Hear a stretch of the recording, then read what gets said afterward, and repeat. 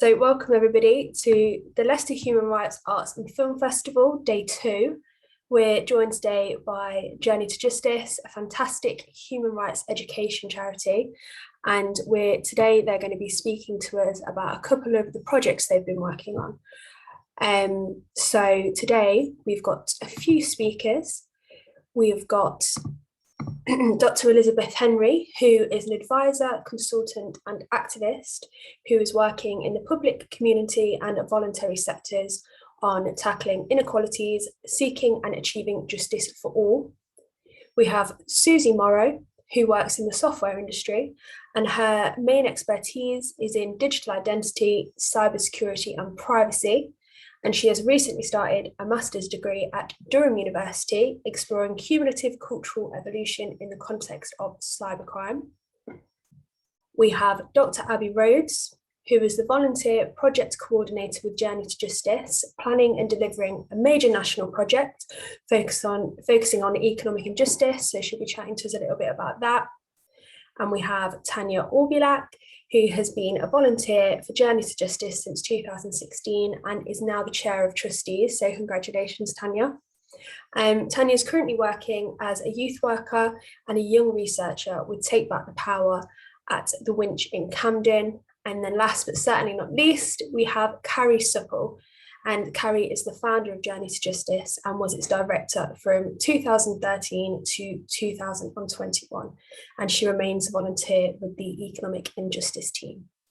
So there are fantastic speakers today. And and I'm Charlotte and I'll be your chair. Just to outline the plan of this evening. So we're going to be talking firstly about Journey to Justice and education about civil rights, and Carrie and Tanya are going to lead the conversation on that. Abby's then going to talk to us about the Economic Injustice Project, and then we're going to be seeing a short clip of the film that they've created, a documentary about economic injustice. We're then going to be having a panel discussion with the panelists and the speakers where they will introduce themselves, and we'll have the opportunity to ask them some questions as well. And we'll open the floor. For everybody. So yeah, without further ado, Carrie and Tanya, would you like to take it away? Thank you, Charlotte, and hello everybody. I'm going to talk very briefly about the beginning of Journey to Justice, and Tanya's then going to talk about a key aspect of the work we do. And as Charlotte said, there'll be lots of chances for questions and elaboration later. So I want to talk about Journey to Justice, the story of it, as an example really of the mission we've always had. And our mission is to galvanize people to take action for social justice through learning about human rights movements and the arts. And it's wonderful to be part of this festival. We've talked about it for so long. It's a real privilege to be invited. So thank you for that. So Journey to Justice began in 2012, and it itself is an example of people feeling galvanized to take action. So the creation of the organization and then everything it's done subsequently, I think, is itself an example of action taken. And it began really, and also I think it is an example of how people can go from a little idea to something much, much bigger that whose time has come. That's how we see it. And it began in 2012. I was in America. I had 30 years of working in education and human rights projects directly with young people, with funders, all sorts of projects. I'm particularly interested in those who make change through speaking out and through solidarity. That's been a constant theme. And I was all set to come back to England after 2012 and continue with work in a project I'd started that was working with people who have dementia, offering them hand massage. So that was what I was planning to do. And then I went in 2012 to one of the civil rights museums in America, in Little Rock, Arkansas. Some of you will know the famous story, 1957, Little Rock, Arkansas, when 9 Black teenagers were sent to an all-white school because the law said schools had to desegregate. And so after going through an unbelievable process of choosing to do that, these 9 students went. You may well have seen photographs of them arriving, surrounded by hate-filled local white people. There were, of course, white people who showed solidarity, but there were hundreds of people trying to stop them going to the school. And in the end, the president had to send thousands of troops to protect them. So this museum tells that story. And in the museum, I listened to the testimony of the mother of one of the 9. And that changed my life. I mean, that was really the beginning of Journey to Justice, because the astounding courage of this parent, this mother, who, like all the parents, had to choose to send their child to the school, knowing that it threatened, could jeopardize their own work, their own lives, and their own homes. So I'll never forget that minute. And really, that was the beginning of thinking, let us try and tell stories in England, in the UK, of courage. So people whose names we don't know. The mother had died by the time I got to that museum, but particularly stories that we all know of people, so-called ordinary people who've done extraordinary things. So that was the beginning of Journey to Justice. And I came back to England and met all sorts of people who I'd known, and then they led me to other people. So anti-racist activists, people teaching history, funders, human rights activists, loads and loads of people for months in 2013. And that led in October to the creation of Journey to Justice with a group of us who are all volunteers and wanting to do that thing, tell the stories using history, using the arts. And Tanya will talk a bit more about that. And we created an exhibition that tells stories of 6 American people, men, women, and children involved in the civil rights movement. For example, somebody called Janice Wellesley, who was involved in the Birmingham School Children's March in 1963 against the racism there. So her story, 6 stories that are really, really powerful, and British stories of people who've taken action for human rights here. It's an exhibition full of music and poetry and film and photographs and so on, and it's interactive. And the exhibition has toured to 15 places. It had to stop in Birmingham when the pandemic began, but it's now online. And everywhere it went, we had local partners, and they chose local stories of human rights activists, and they planned a program of events that involved loads of people cross community. You can see examples of each of those places on our main Journey to Justice website. So we created this network of human rights activists who were already involved in other things, but there was a distinct Journey to Justice feel to the project. At each place it was different. And we have collected examples of impact, where we try and see, have we galvanized people to take action? And we have examples of all sorts of peer education, arts installations, young people taking action on things of concern to them. And we see its impact in ways that are tangible, and also ways that we don't know. We hear sometimes, incidentally, about people who've been inspired to do all sorts of things in terms of their career or involvement. And it's had a legacy in various of the places we've been, where when the exhibition has left town, the local people have continued to be active. So that's what I want to say really about sort of setting the scene. And as you know, the other project we now have is the economic justice one, which you'll hear about later. But Tanya's going to talk particularly about we're an education charity. So Tanya's going to talk about work she's been really involved with, running workshops and training for all sorts of people, and train the trainers. And you'll hear more detail about the work we do in education. Good evening, everyone. Thank you, Kerry, for a beautiful introduction to Journey to Justice. So as Kerry mentioned, I will mostly talk about the workshops and activities that we have done in schools, and also when children visited the exhibition whilst it was at a particular location.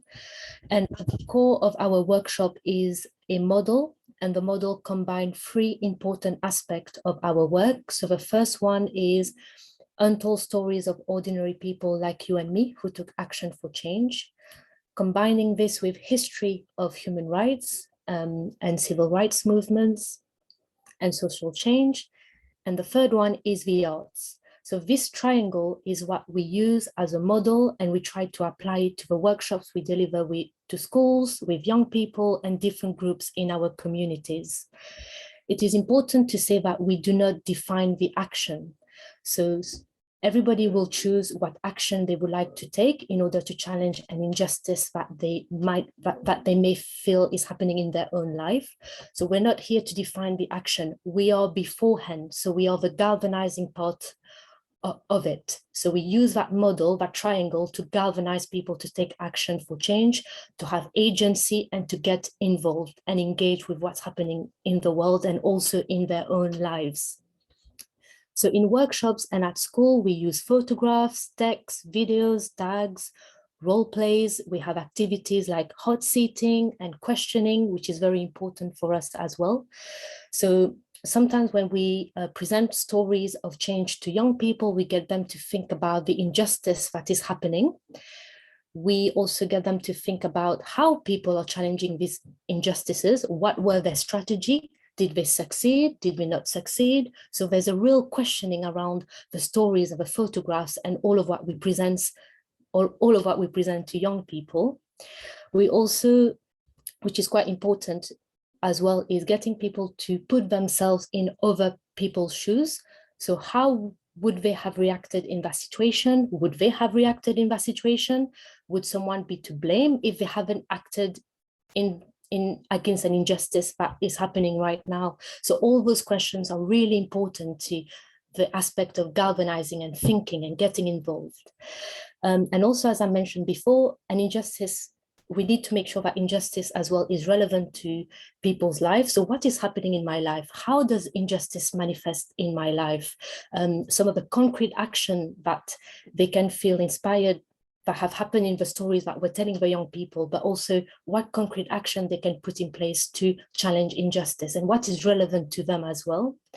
And finally, we also encourage people that we work with in schools and young people to think about their own families too. Stories of extraordinary courage and bravery in their own families too, and getting them to explore all of that, because all of this is so inspiring too. So this is the sort of educational aspect of Journey to Justice that I have been involved with, and hopefully that gives you a taste of our work and also our crucial model that we try to apply everywhere. Thank you. Thank you, Tanya, and thank you, Carrie, as well. Just while you were speaking, Abby's popped in the chat, the Journey to Justice website. So if anybody's interested in following up on these themes after, head over to the website. And also Abby's just popped in the link as well to the online civil rights exhibition. So thank you very much. So yeah, there's an outline of Journey to Justice and what they've been able to do with the civil rights exhibition and their amazing educational work to galvanise and inspire, which is fantastic.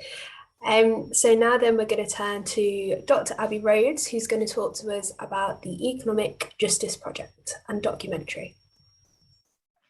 Thank you, Charlotte, and thank you, Carrie and Tanya. So always so lovely to hear the stories of the origins of Journey to Justice and what we actually do in practice out there. Always so fascinating. So as Charlotte mentioned at the top of this, I'm the volunteer project coordinator with the Economic Injustice Project. So I'm going to give you an overview of the project and really sort of situate it, the very fact that it did actually come out of the Travelling Civil Rights Exhibition at the websites that you can see here. And it links economic and racial justice. The project itself, so the Economic Injustice Project itself, continues to use Journey to Justice's approach to human rights education that Tanya so wonderfully outlined. And it uses this approach to focus on how we can address economic injustice in the UK, which has been made ever more urgent by the COVID-19 crisis. So with the project, we aim to and want to counter divisions and emphasise intersectionality by telling stories of cooperation and hope and people's action for change.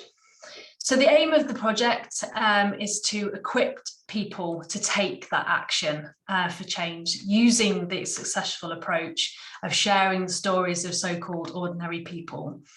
And to help foster this change, we created a unique resource that is hosted on our website. I'll pop the link into the chat now so that people can see that. It was launched in June of, oh gosh, now where are we? This year. I lost myself a whole year then for a second. So it's launched in June of 2020, at an amazing event with hundreds of supporters and volunteers in attendance. It was very lively, very chatty. It was great. And I'm going to share with you now the site so that you can have a sense of the actual resource that we shared. It'll keep moving along with the various events and people that we have on the site. And as you can see here, it consists of six main boxes, but the three with the explainers, stories and tactics is where the core of the project really lies. So we have explainers, these are experts in their field discussing the underlying causes of economic injustice. The stories themselves, we have 21 different stories in many different categories. In fact, if I click on that, we'll be able to go through, and you can see all of the different categories here that we have. And all of these stories are told in a variety of formats, films, podcasts. We have fact sheets in there as well that give people a lot of information. And they're all told by people with lived experience of economic inequality. We also have activists sharing examples of successful non-violent tactics that you can see at the bottom here to achieve change. And we also have activities so it has a sort of an educational element to it. So there's a training approach that can be used in various situations, so in various community groups, or in fact anywhere, and it can be adapted to fit the circumstance. We also have a body of resources as well that look at economic and social justice. So there's loads and loads of links in there to loads of different resources, books, films, reports that link to the core of the Economic Injustice Project, and also Journey to Justice as a charity. And we also have some solidarity stories, so further stories of action for economic justice from history and today. And to give you a real sense of the reach of the resource so far, we have been using it across so many different events and situations. So we've been at a joint online panel with the Discourse and Politics seminar series. So that was wonderfully coordinated and hosted again by Charlotte and Tamsin Parnell. So they organised the Discourse and Politics seminar series, and we linked in that event, we linked with academic researchers, we linked them with people with lived experience of poverty. So we had Shareware Clothing Scheme there and We Belong, as well as two core speakers. We also had the resources at an online lecture that was marking the UN International Day for the Eradication of Poverty. And we introduced their material from our site to members of the Workers' Education Association, which generated a lot of discussion around wealth inequality and poverty. It's also been used to create, in collaboration with the Islington Faiths Forum, filmed material for use in schools' assemblies. And it uses 3 different stories from our site. The films create sort of separate versions for Key Stage 1 and Key Stage 2 and 3. And they aim to get children thinking about rights to housing, asylum, racial equality, disability care, and access to the natural world. And these videos will be available online soon. So if you do want to sign up to receive information about all of these new events that we're putting on, please do head to the Journey to Justice website, and you will start to receive those links if you sign up to our newsletter. We're also starting discussions with the Communication Workers Union about future collaboration. We've worked with Off the Record, a mental health social movement by and for young people in Bristol and South Gloucestershire. They contacted us after seeing the website, and we linked them up with Luke Aaron, who is one of our contributors. And he agreed to be a guest speaker on class for their weekly Acts of Activism Hub. We've also had a skills sharing session for the Peace Education Network, introducing our site to other NGOs and organisations working directly in schools. And a face-to-face training morning that Tanya, Martin and Pat, who are also trustees and volunteers at Journey to Justice, they went into the school and they worked with staff. So this was at Woolwich Polly's Girls' School down in London. I say down in London, I'm sitting in Birmingham, so in London. And the materials were used as part of a whole day, whole school leadership day that aimed to develop direct involvement in activism on issues of social justice. So they went in and trained teachers, and then the teachers took our materials to have that whole day leadership day with their students.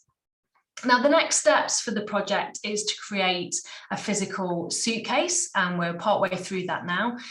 So this is going to be a physical version of the online resource, and it's designed for people who maybe don't have easy access to online, an acknowledgement of the digital divide, and then also those who want a bit more of a physical interaction with our stories, tactics and explainers.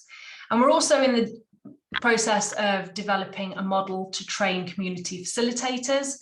And these facilitators in various regions across the UK will become familiar with the resources and consider how to use them with their own groups to galvanise confident action for change, using examples of what works to address poverty, deprivation and lack of hope through local action and self-help. So really following that model that Tanya outlined a moment ago for us. So we really hope to work with a variety of grassroots community and neighbourhood groups facing particular challenges, as well as schools, museums, unions and other human rights organisations. Now, in addition to all of this, all of the resources that you saw there, or the suitcase and the community facilitators, we've also created a mini documentary that is focused on class and education, which we're going to show you a preview of today. So the whole film itself considers the crucial role that class and education plays in creating an economically just society.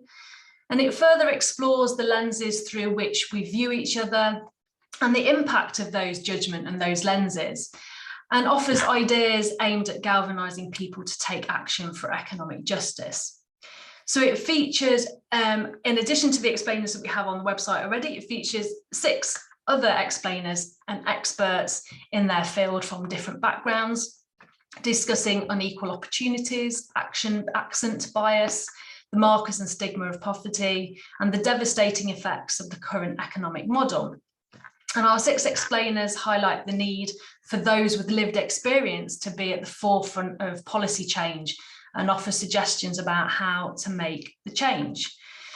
So we have 2 of those people here with us tonight. So we have Susie Morrow and Dr. Elizabeth Henry, both of whom will be joining us in the Q&A after the preview.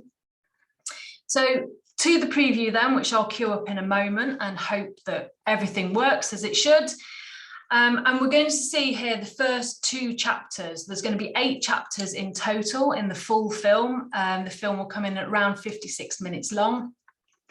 And these 2 chapters, you'll hear our explainers answer the question, what does an economically just society look like? And how does class affect the way we think and behave? And in the film, you will see, alongside Susie and Elizabeth, you will see Shahjahan Ali, Professor Sam Friedman, Deb Neville and Ben Tippett. So I am going to share my screen first and then open this up.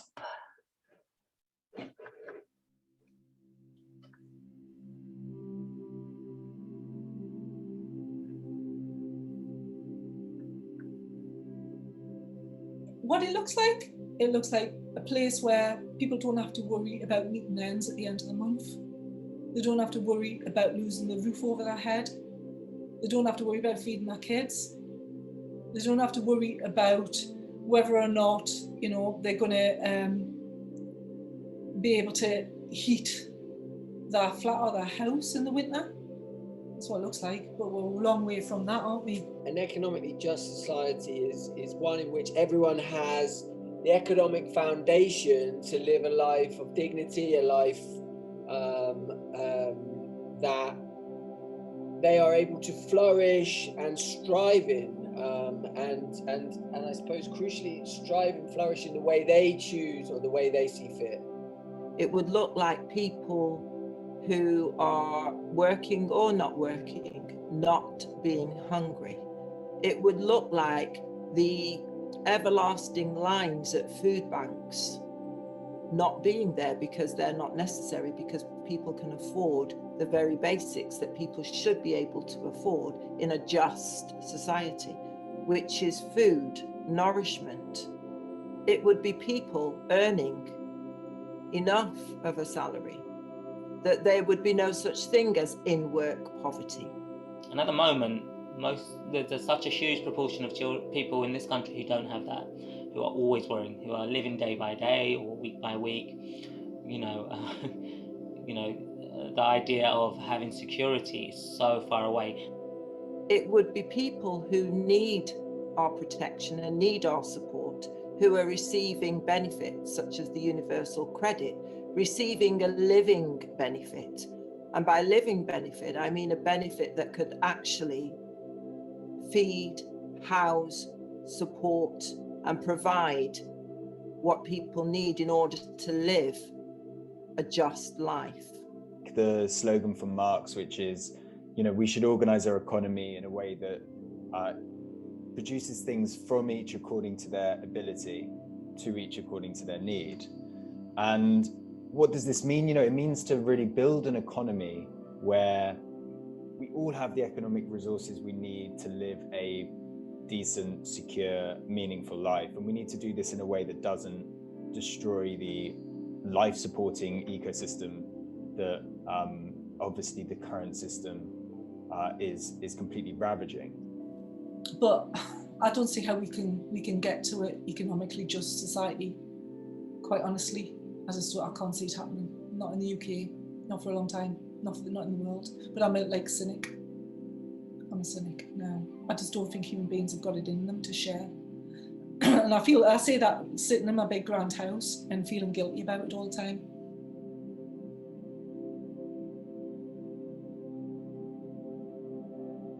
The broader issue that perhaps is in my work around how your class background shapes your life outcomes is, I suppose, what I often call the misrecognition of merit. So this is the idea that in lots of professions and lots of important, powerful arenas that people operate in the UK, you have to sort of perform in a certain way in the workplace. There are very powerful behavioral codes that govern the way you present yourself, the way you talk, and what types of knowledge are valued. And these things are often valued very highly by those at the top, and they reflect often the fact that these types of work have traditionally been done by a particular social group, largely white men from privileged backgrounds. And over time, they've been able to embed their own ideas about the right way to be in the workplace. Yes, classism has been definitely part of my career. I'm not middle class. I'll never fit in. I'll never be accepted as middle class. Because middle class people think that I'm working class. Yeah? And the accent thing. Yeah, the accent thing. So it's a funny position to be in, because you're not really any class. I think of myself as working class still, but I'm not truly accepted as working class. I'm definitely classist, and I'm from a very working class background, and I think that's because I've picked up, I'm sure this is exactly the case with racism too. You pick up all these judgments about yourself, like who you are, what you should be, what your intelligence levels are like, all of those things, and you internalize them, and then you have to find someone to blame because you don't want it to be you. And I realised that class and hierarchy, elitism is just embedded in our society, completely embedded. And there's explicit kind of manifestations of this, such as property ownership, schooling. We see the kind of people who run our country, and what they're supposed to look like, not necessarily how they behave, but what they look like, so we're always aware of it, and then it's always being kind of reiterated through our media, really. And I suppose we internalize this idea of class and hierarchy as being quite normal, and it's just something we have to live with. What I've talked about in previous work is a class ceiling in lots of different occupations. We can see that at national level with data from the UK Labour Force Survey. I've done various occupational case studies in large organisations in the UK, big accountancy firms. I've looked at Channel 4. I'm currently looking at the UK Civil Service. You see this gradient in who gets to the top by class background so strongly. And I think that, that needs to be kind of rolled out in a fairly kind of systematic way by all professional employers. My mother was an incredibly talented and skilled woman who, took an amazing skill of being able to sew, and could have turned it into a business that it wouldn't have mattered if my dad worked or not, but she didn't have the background and the self-esteem and the support to do that. The UK is full of makers. Oh my God, there are so many talented people out there making amazing things. We need to celebrate those people as much as we celebrate the scientists and stop celebrating like celebrities.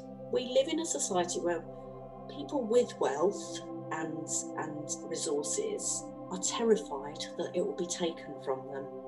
When you've got groups of people that are doing well, they want to keep those resources to themselves in the main. They don't want to share it, and they don't want to let people know that they've got knowledge or access. And that actually, if you take a step back, a lot of the things that are being valued, speaking with a particular accent like mine, right? What we often call received pronunciation, a particular type of dress, often a particular type of literally embodied self-presentation, as well as a value around particular types of cultural knowledge. These things are fairly arbitrary. They really don't, if you take a step back, reflect anything about how you actually do your job in a way that can be linked to competence or intelligence or performance even. And so I think in this way, the kind of baggage of a privileged class background is routinely misrecognized as merit in Britain. And I think that's an important way in which what we would call in sociology forms of cultural capital can be converted into economic capital, in the sense that if you have these things really by the accident of your birth and the way that you were brought up, you can often use them to gain more rewards in the labour market, because those are the things that are rewarded and valued. And so it goes back to this point about having a much broader understanding of what we actually value in the labour market in this country. And when I left home at 16, my sister took me in. She was a bit older than me. And again, I was helped because grants existed to keep me in education. I did work as well. I did 2 jobs while I was doing my A-levels. But I got grants. I got money for bus fare at that point, so I could get to school from my sisters, because it was 2 bus rides. But by the time I was 21, I had to come back home. And I had to stay at my parents', but long story short, I didn't stay that long, and I ended up homeless with my daughter when I was 21. I wasn't homeless for very long because I was able to get a council flat. That was a major turning point in my life, because I was settled, and that settlement, being settled, meant I could actually focus my life. I went back to school, and the school provided a creche for Elaine, free creche. I was still only 21 then. I redid my chemistry A-level, I did an A-level in art, and then I was ready to go back to university, even though I had a little child. And I made a decision at that point I would go and do a chemistry degree. That was in the 90s. And again, there wasn't a full grant, but there was a partial grant. But what I got from the university is sort of like a grant to sort of like help me because I had a small child. And I also had a small government loan as well. So at that time, they were like mixing the loans in. So because there were still structures in place, I could get to university even though I was a single parent. And it meant I got a chemistry degree. What I will say is what I wanted to do was a PhD. And I was offered a PhD when I was like 27, but I couldn't do it because I had the choice of either taking the PhD and again staying on a small stipend for like another 4 years of my daughter's life, or getting a proper job and giving my daughter the life that she needed, and maybe even getting out the council house and buying a house, which eventually I did. So the thing is that what you don't have when you're working class are options. You don't really have choices, not really. So that choice between a PhD and working, that wasn't a choice. I couldn't do that to my daughter. I had to go and do a job.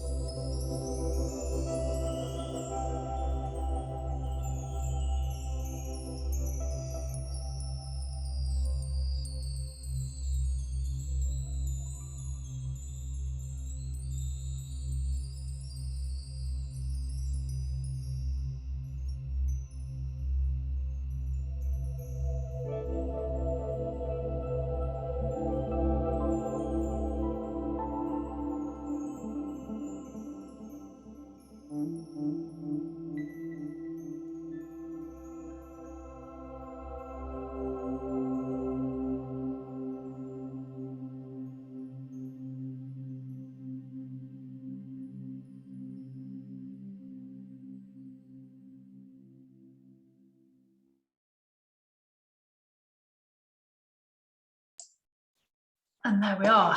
There's the first 2 chapters of our wonderful documentary, with the rest coming very, very soon. And we will share with everybody in the group if you would like to find out more. Stay tuned. Good. And thank you so much to our wonderful speakers. I love hearing that every time. So great, thank you. Thank you, Abby. That was great. Really interesting documentary. I'm looking forward to seeing the entire one. So thank you for putting together that short clip for us. We're now going to turn to the panel discussion. So I'd just like to give all of the speakers the opportunity just to introduce themselves again with a couple of minutes. I'm then going to ask 2 questions for the speakers if they would like to discuss them, and then I'm going to open the floor as well. So Susie, would you like to start? Would you like to introduce yourself? Hi, my name's Susie Morrow. I live in Northumberland, and I currently work in the software industry. I used to be a chemist, as you can see from the film. There's been a lot of water under the bridge since then. I am mother and a grandmother as well, and there's a lot more to say, but I'll leave it at that for now. Thank you. Dr. Elizabeth Henry. Evening, everyone. Please do call me Elizabeth. It's not. I'd prefer that if that's okay. Yeah. Hi, everyone. Again, I know some faces on here already, of course, and great to be here this evening, as it always is when there is a Journey to Justice offering. It's always something that's stimulating, provoking, needed, and it matters, as justice does. So, well, I think you've had the little brief bio on me, so I'm not going to go into all of that again. So I could say kind of ditto to Susie, to what Susie's had to say. I'm a mother, I'm a grandmother. I don't live in Northumberland, Susie. I live in London. And yeah, I'm coming to you from London. I think that's enough on me. I'm quite happy to answer anything anybody wants to know if they wish to, as we move on. Thank you, Elizabeth. Abby? Thank you, Charlotte. Yeah, so as I mentioned earlier, I'm the volunteer project coordinator on the Economic Injustice Project, amongst many other things. And yeah, so I'm here in Birmingham today. And yeah, I mean, I've been loving working on this project. It's, as Elizabeth has just said, the Journey to Justice offering is always so stimulating and genuinely is, I think, galvanizing. I did participate in the Journey to Justice Nottingham exhibition and really loved seeing and curating and collecting stories of activism and protest in and around the Nottingham region, which is where I spent most of last 20 years or so quite some time there. And it always, I think, it brings people together, it brings ideas together, and it helps to try to talk about important issues, but importantly to take action on those issues rather than simply speaking, getting together and trying to affect that change. So long may this continue to do that. So I think that's enough from me. Thank you. Thank you, Abby. Tanya? Yes, so I'm Tanya. I'm a volunteer for Journey to Justice. I'm also a trustee and a chair of Journey to Justice as well. So I've been involved in different community projects before, in oral history, for example, and I've also been a participant of those projects as well. And I'm currently working as a youth worker and doing some research with the Winch in Camden. So that's my area of interest. Thank you. Thanks. And last but not least, Carrie. I mean, the only thing I want to say really is how fantastic it is to see this project out there and ready, because as with the organization, it really was literally the germ of an idea trustees talked about maybe 3 years, 4 years ago. And so to see it now as this really rich resource, you just had a taste of it, but with the website, Abby talked us through what will be a longer film and what will be hard copy resources we're developing. And now, obviously, it'll be hard. The whole point of it is that it's going to be used in settings in order to try and do what we're all about, which is demonstrate how change is possible. That is really the thing we come back to all the time. It feels really hard, I think, particularly changing the UK economic injustice situation. It's more than a situation, but it seems so hard. And yet we know that's the whole point of Journey to Justice, to demonstrate how, look at what has happened over the years.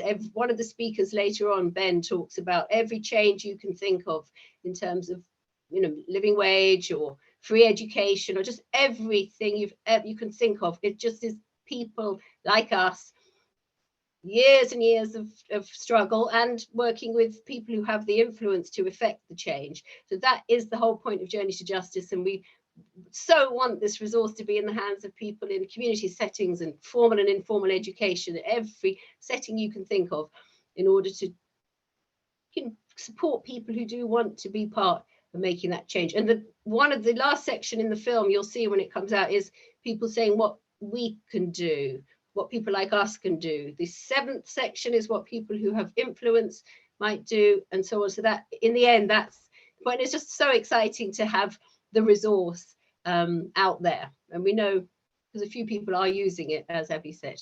So that's what I want to say about tonight. Thank you. Thank you, Carrie. Great.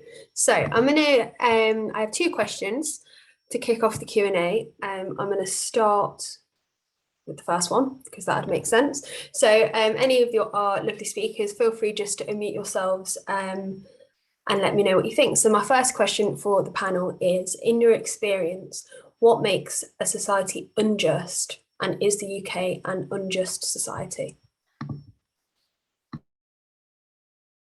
Can I speak? Okay, so what makes it unjust is when people don't have the same opportunities to do things, when barriers are put in place that are arbitrary and have no real meaning. I've come across that myself many times in my life. And how can you make it just? By removing those barriers and putting support structures in place to help people to get past things. Like, for example, you know, giving people the funds to be able to go to university, free education, that type of thing. Loans are not free education.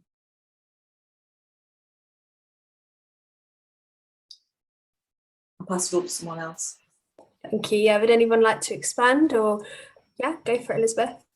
Yeah, it's not even expanding, it's adding, I think, to what Susie is outlining and what she's referring to there. So, you know, the question being, what makes a society unjust? And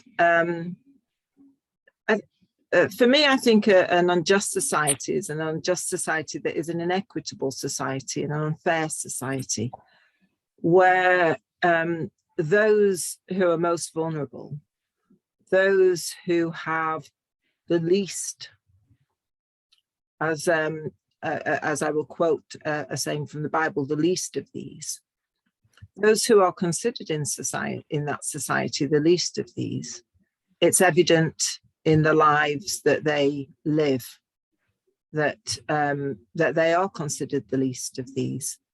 And you know, the earlier, you know, the words like value were used in, you know, and what we value in life and what is valued, you know, in relation to class, in relation to equity. I remember some years ago,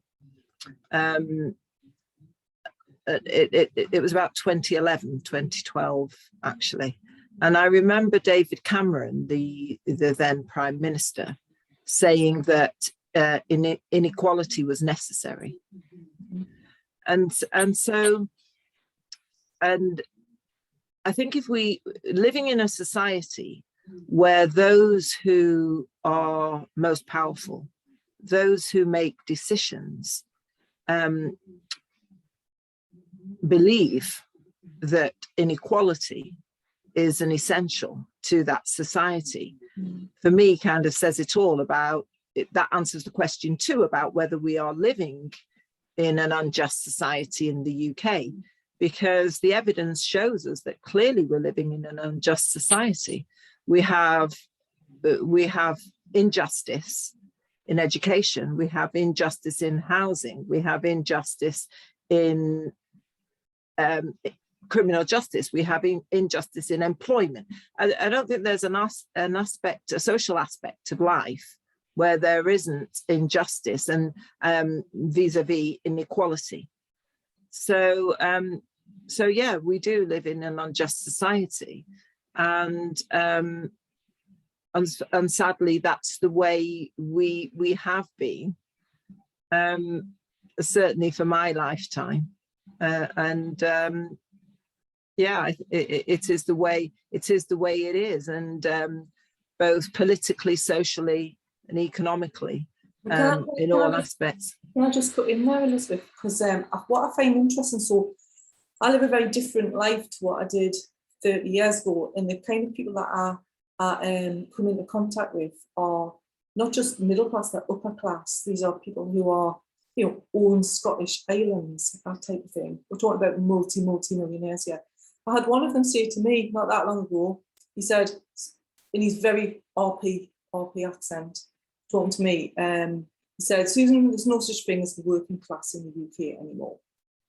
And I said to him, David, let me take you to Battle Hill in Wallsend and you can tell me that they don't exist anymore, the working class. But it's like this attitude, it's an attitude problem that people have, isn't it? I think maybe they're trying to kid themselves that it doesn't exist anymore to, I don't know, appease their guilt. I don't know. There's also a feeling sometimes that if they accept that there's still a sort of class system in the UK, that they would have to do something to stop it, because people are a little bit more kind of aware of injustice. They are a little bit more aware of injustice than they were, say, 50 years ago, for sure. I don't know, just thought that was an interesting point. I'm just going to once again add, Susie, to what you just said. You just reminded me there that, again, it's going back a few years ago, but I think it might be fair to say, I hope it's fair to say, that probably everybody on here has to some degree heard of David Beckham, to a greater or a lesser degree, let's put it that way.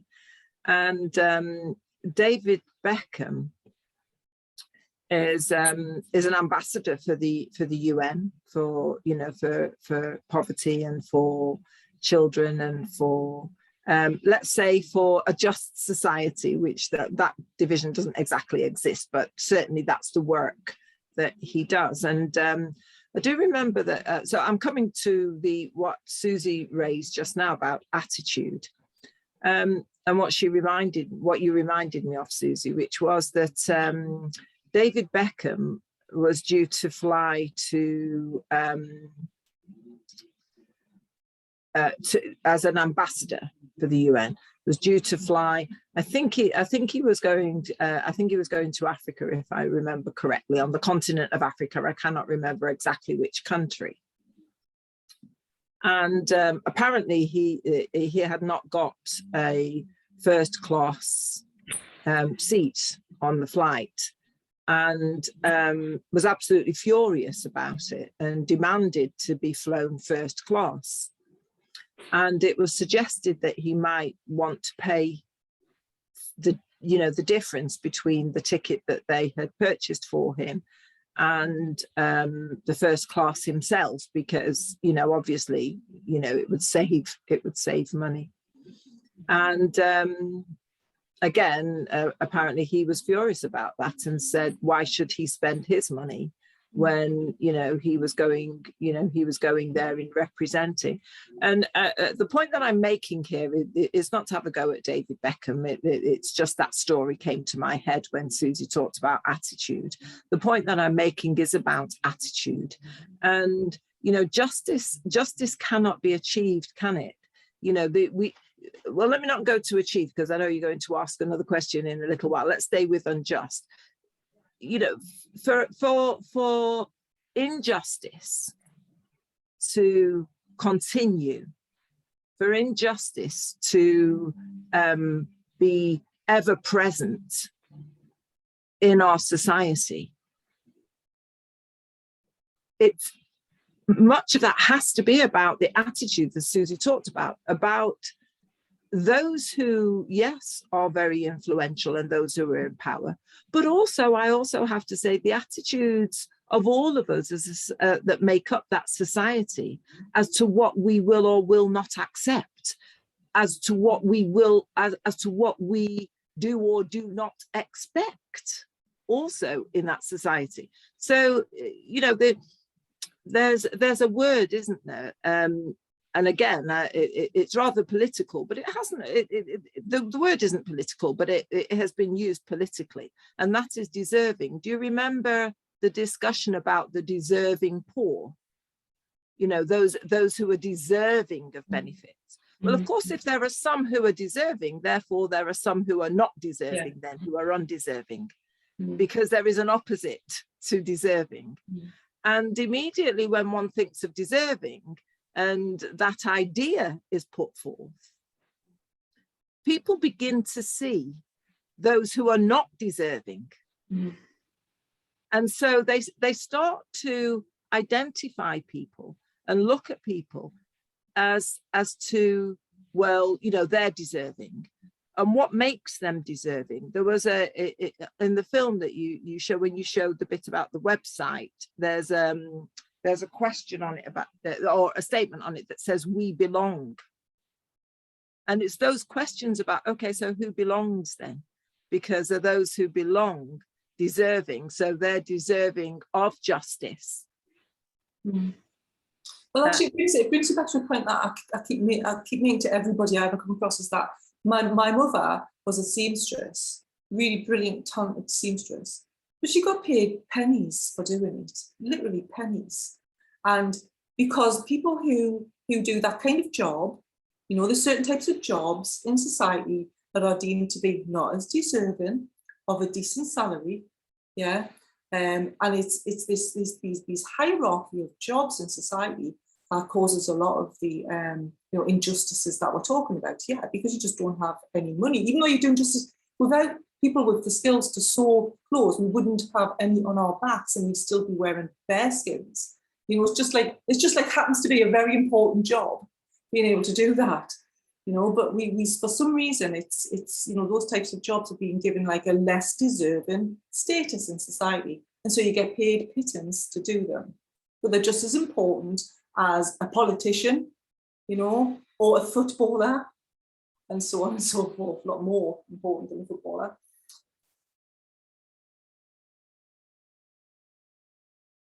Thank you both. Would any really important points raised there? Would any of our other speakers like to say anything else on this question, or I can move on to the next question? Yeah, Tanya, go for it.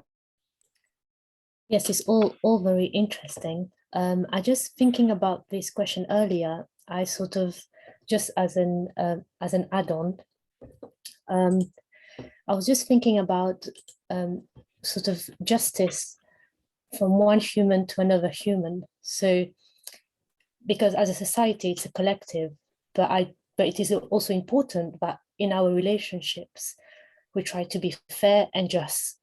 Because when I was doing some research, I saw that Plato talked about injustice as tyrants, such as desire, fear, pleasure, pain, anger, and jealousy, taking over our soul. And in some ways, he saw injustice as a way, as those tyrants that are just taking over. So for him, justice and wisdom were two things that worked together. So I guess also we won't have a just society unless we also looked at ourselves and how our soul is also taken over by forces of greed and anger and pleasure.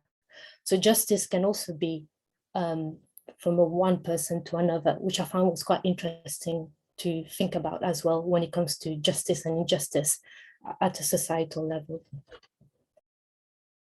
I think, Dan, yeah, that's such an important point. You know, we need to remember, we are, as individuals, all part of a society. So as individuals, what can we do to try and better it, to try and change it? So that kind of leads on to my second question, which is that drawing on your experiences, what do you think needs to be changed to create a more just society? That's a really hard question to answer, especially from a jaded old person like me. Education obviously is like the starting point. People have to be educated to understand, you know, why it's important to be fair and just to everybody, why you shouldn't, treat somebody differently just because they are different to you. It has to start with that, but it's so messy and convoluted, and human beings are so, mixed up in their heads, and we're inherently racist and classist, and it's a very difficult one to solve that. But maybe you could put legal structures in place. People try that. Obviously, capitalism is not the best structure to have in place to be able to resolve these issues. That's a very political thing to say, but it's true. But maybe Elizabeth has some better ideas than I have, because I'm out of them now, and that's this point in my life.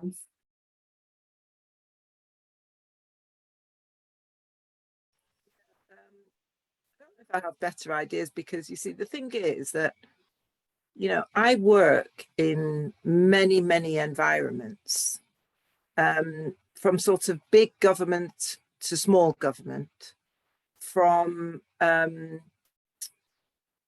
large public sector to small community driven initiatives and organizations.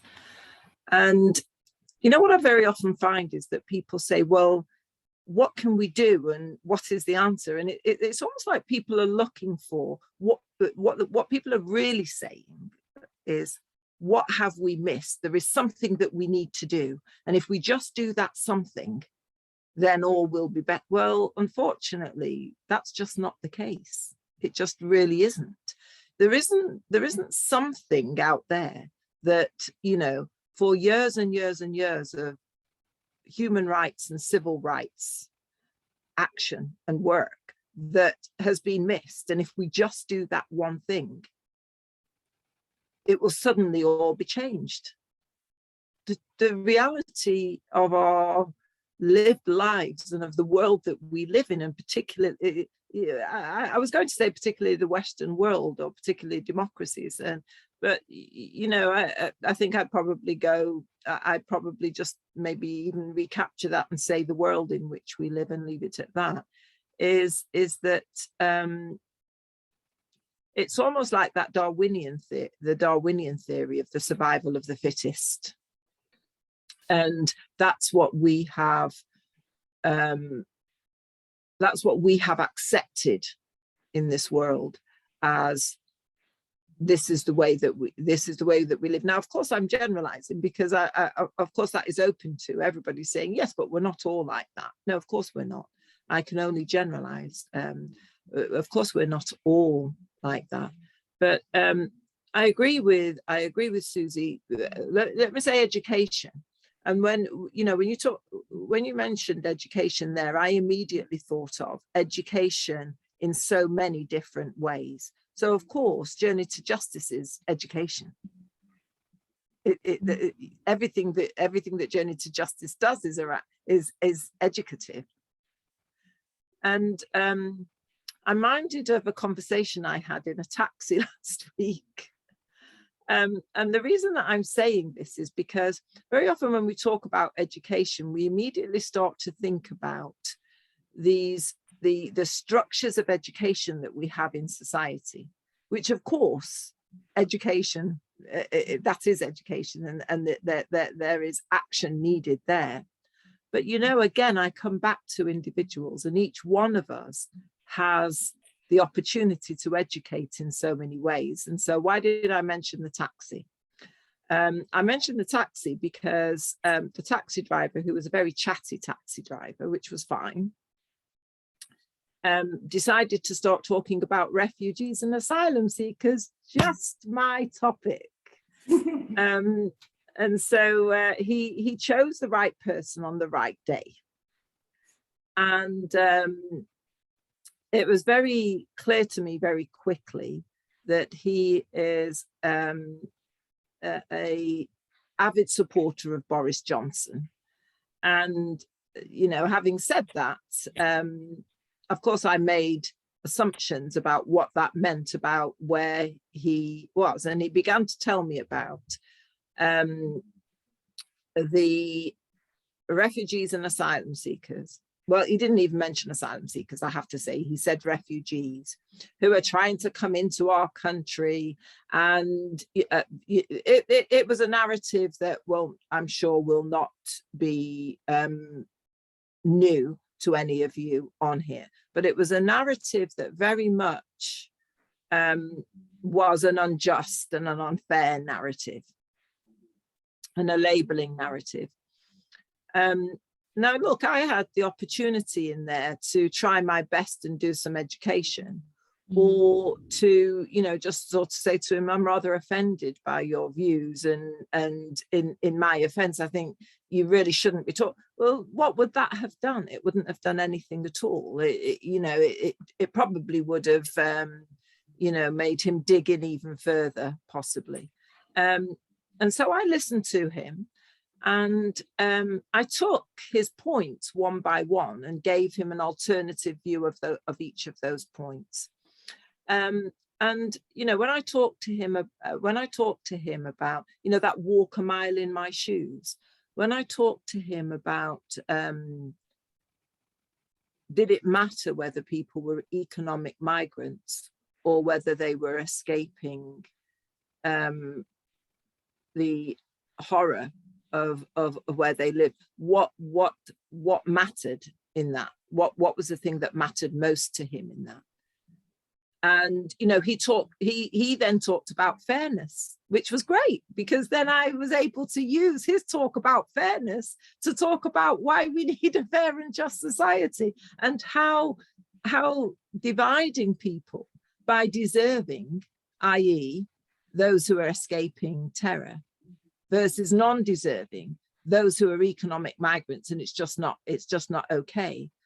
By talking to him about the boatload that had come over just a couple of days before, of which 27 or more had died, by talking to him about that, by talking to him about his family and how he felt about his family, and could he put himself in that place of not being able to protect, to support, to provide care for his family, by asking him, did he think he cared for his family more than those people who were desperately seeking refuge in this country? Did he think he cared for his family and loved them more than those people? We had what I would consider a very healthy conversation, and he agreed that it was a very healthy conversation and said I'd given him food for thought. And so in education, yes, we all have an opportunity to educate, because this isn't something that is going to be turned around in a day or in a week or in a month, or by this one thing that we keep missing that needs to be done, that will suddenly make this society a better society. But can I just be a little bit more positive than what I just said? Because something's just occurred to me. In the 1980s, I used to be involved in Animal Liberation Front and hunt stabbing and things like that. And I remember thinking at the time, I remember feeling really depressed, because I thought nothing's ever going to change. We're never going to make any difference. I used to go out every weekend on anti-hunts, breaking into laboratories and all that stuff. And I just thought nothing's ever going to change. But fast forward, 30, 40 years, and actually things have changed. There are, I know that still people do try and carry out a hunt, but in general, things are better. They are going in the right direction for animal rights. So maybe there is a chance that we will be able to change things. And interestingly, you mentioned about Darwinian theory. There's a theory which is it comes in and out of fashion in evolutionary sort of biology, called group theory. And group theory is kind of counter to the sort of the altruism kinship theory of the selfish gene. And it's about how groups of people work together for the benefit of the entire group. And that is a real thing. It happens in nature. It happens in human constructed environments. Maybe we can actually, make headway in this. And maybe I shouldn't be so down sort of trodden about as well. I think if I can just not really make another question, but what you're saying about we have this one kind of theory in the animal world where people group together and it's all for the benefit of the animal society, which is quite opposite to the idea of survival of the fittest. It's quite interesting that we have these. It's not opposite to that. It's not. It's all part of the same natural selection. Oh, okay. Sorry. But it is important to note that it is part of natural selection. I was just kind of thinking that it's quite interesting that it seems as though a capitalist society is based on the idea of survival of the fittest. And when Elizabeth was talking about value, who's worthy of, deserving of these things, it all kind of seems that it fits really nicely in this idea of capitalism that's so pervasive. Just a comment, really, not really a question, but I just thought it's interesting that seems to be coming up quite a lot. But I don't think we have to. There are loads of examples of what Susie just said. Maybe we can. That is the point of much of Journey to Justice work, is having found loads of examples of people grouping together and making So whether it's on the video, the Kieran Shafiq in Birmingham and the provision of food, or Shareware, or what happened with the pandemic and the I can't remember what it's called, mutual aid. I mean, so many, and also of legislation like Baji, one of the speakers who you saw, he's an advocate for universal basic income, because it would alleviate stress, it would create more time for people to do whatever they want to do. And so there are, Susie talked about education, obviously I agree, and legal structures, and so, and countries where they have really decent maternity and paternity leave and nurseries fully funded and pensions, and so that surely is an element of justice. We do have, we're not, like Elizabeth said, we're not poor for examples. It is the political will plus the pressure that's needed from people like us. It's not easy, but it's that combination of things. But we do have examples of how difference can be made. Thank you, and I think that's definitely important to remember. Like, as we say, that's why Journey to Justice are so inspiring and so galvanising, because we're reminded of all these examples where change has happened by people rallying together. So yeah. I'll just say something important that we've just noticed. Hanan is on, Hanan from Rainbow Collective, who are our editors and directors of the films. I think I can't see him now, but is Hanan there? I think he might have just dropped out, unfortunately. Oh. Anyway, thank you, Hanan. Yeah. Does anybody have any? Yeah, sorry, go Tanya. Tanya, do you want to go, and then Martin? Yeah, I just wanted to mention something, because as Susie was talking about sort of the collective power of workers and people coming together and how powerful it can be, going international, there's the recent example of Indian farmers who managed to win through using general strike. And that concept of workers coming together and saying, no, those laws are discriminatory, they are exploitative, and they're going to make us poorer. It was really, really inspiring to see that. And I think we can really learn from the idea of a general strike, of people coming together and really saying, no, we're not going to accept all of that. So that was a true victory for the labor movement. And it was really inspirational to go there and actually to hear the voices and the sacrifice of especially women and children who are at the front line of that general strike. So lots of positivity as well happening in the UK, but also internationally, that we can feel inspired by. Thank you, Tanya. Martin, would you like to say something? I've got a question for the panel, if that's all right. And it's picking up from in the film. I mean, in the film, when people talked about what a just society looks like, all the things they talked about were changes that needed to be structural. And then I thought of the point that Susie made about how grants enabled her, and provision of housing by the council enabled her to have the opportunities in that earlier time.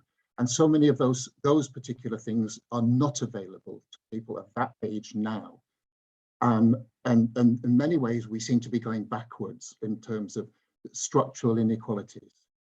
And then when I thought about the sort of some of the things that everybody's been saying, a question coming out of that is this: if it is the case that really to achieve the kind of changes in this country, which will deal with those kind of economic inequalities fundamentally, structural change has to happen. Are we not in a similar situation to what we might say with relation to climate change, which is that if those changes have to happen, people have to make significant changes in the way that they live? And I'm talking about the people of, particularly with this, are the people of wealth, that actually there has to be redistribution. We had a bit of it under Gordon Brown, but sort of secretly without them admitting it. But if there's going to be fundamental redistribution, you've got to take away from people who have more than is needed in order for people who have less than is needed to have what they need. And that involves, changes that mean that richer people have to be less rich, and we have to have structures which enable that to happen. What do the panel think about that? Well, I, for one, absolutely agree. And if you look at the United States at the moment, and the current administration's Build Back Better bill. And that's exactly what that bill, not solely, but certainly a huge part of that bill through taxation is actually, what it's actually saying is the wealthy have to pay more tax proportionally. There is no other way around this.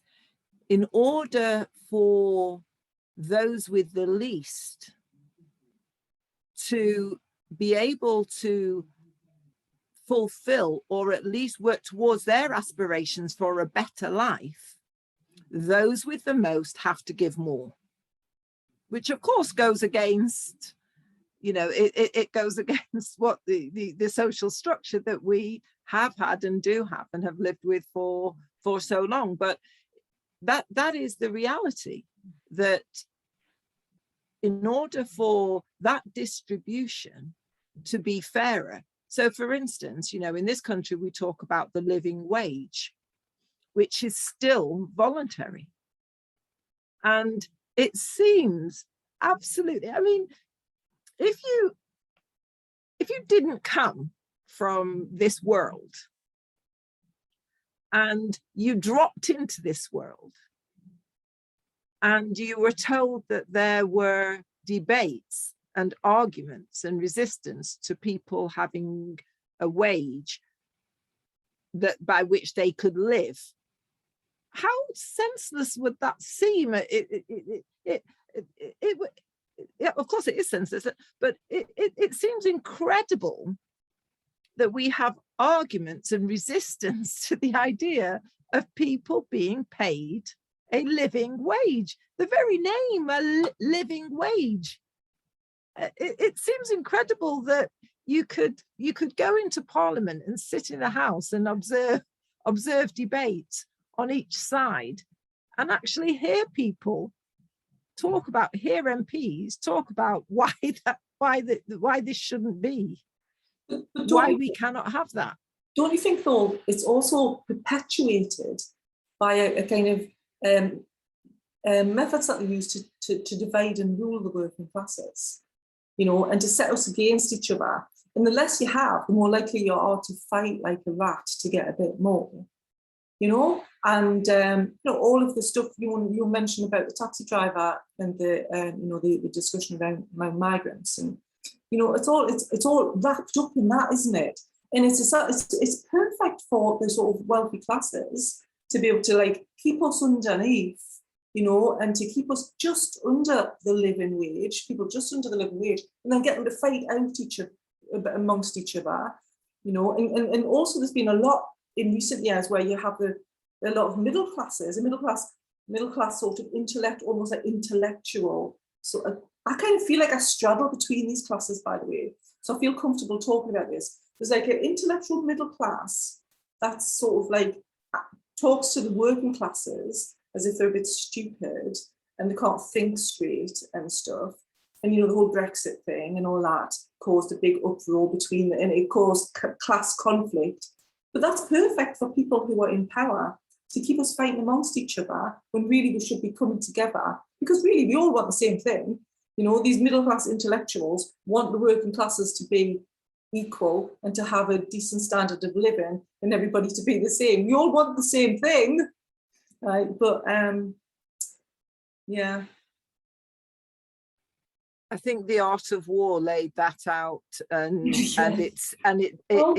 it is pertinent to this day and probably will be forever pertinent. Absolutely. You know, the number one rule, divide and rule, and you know, it's quite simple actually. There's nothing complex about it, and it's extremely effective and hugely successful. Mm-hmm. We've just got a comment from Celia in the chat, who says, if you know your history or education, this is all embedded in the roots of capitalism. For instance, the work class system defined the undeserving poor and treated people accordingly. Not a lot has actually changed, in spite of vast struggles by the working class since then. In fact, I've lost the place. In fact, we're going backwards again.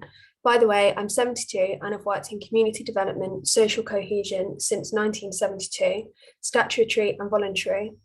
And I'm died in the wool working class, but my nana paid for my grammar school stuff. I'm from Braunston in Leicester originally and have known Ambrose since he came. Long story. Thank you, Celia. So we have 4 minutes until our panel is closing. Would anybody like to just ask the panel any more questions or make any last minute comments or expand on anything we've spoken about? I think I'd like to pick up the point about sort of positivity and thinking about workers' struggles and other struggles, and thinking it through. So I've just been on the picket this week as I work at the University of Nottingham. We've been on strike over pay, pensions and working conditions. And I've always sort of argued and chatted with friends and other people about this idea that if you do something, something might change. If you do nothing, nothing will change. And I think that's what we're all here to try to do. It's doing something to try to affect some kind of change. It is structural and it is big and it is long, as Celia points out, and as every speaker here has already pointed out as well. But as Susie says, and we can see through the civil rights struggles, and of course with the economic and justice resources, it's not unachievable. It can be done. I think there's a lot of education in terms of grassroots level, trying to get a sea change in our understanding and thinking of the structure, and then how we can then start to dismantle that structure through that sea change. Because if the structure is always sort of guarded by maybe people who don't necessarily want to relinquish elements of resources, like Martin's question sort of hinted at, then maybe things aren't going to change. So if we can try to continue with that sea change and continue to do something will let's say will change. Thank you, Abby. So I'd just like then with the last couple of minutes to take the opportunity to thank all of our wonderful speakers. Thank Journey to Justice for coming along and creating that wonderful documentary that I'm really excited to see, like the full version soon. Thank you everyone for your questions and for your really inspiring and insightful answers. It's been really, really educational, which of course has been the main theme of the answers that we've been talking about, education.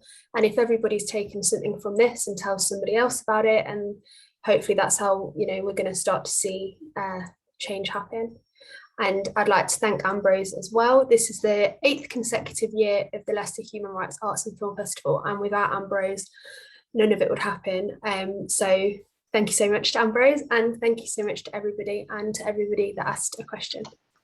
Thank you. Thank you. Yes, thank you to you, Charlotte, as well. Thank you. Lovely to see everyone. Thank you. And yeah, Elizabeth just popped in the chat, each one teach one, which I think is a great thing to take away from this. So thank you. And thank you for joining us on a Sunday as well. Thank you. Bye. Thank you.